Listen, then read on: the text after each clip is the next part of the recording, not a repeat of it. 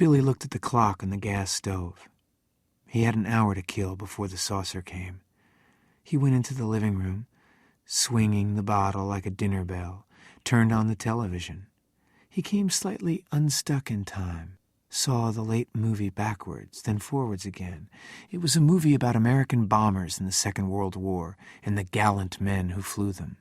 Seen backwards by Billy, the story went like this. American planes, full of holes and wounded men and corpses, took off backwards from an airfield in England.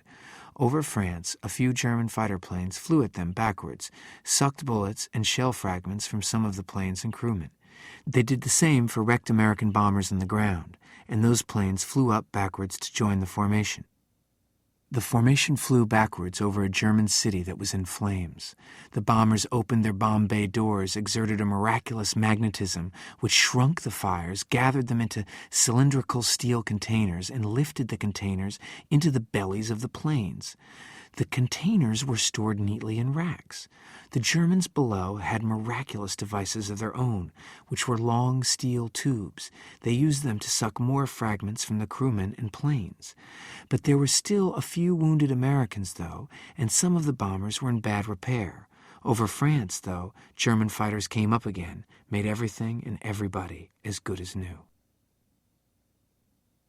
When the bombers got back to their base, the steel cylinders were taken from the racks and shipped back to the United States of America, where factories were operating night and day, dismantling the cylinders, separating the dangerous contents into minerals.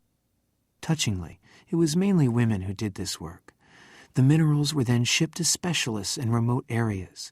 It was their business to put them into the ground, to hide them cleverly, so they would never hurt anybody ever again.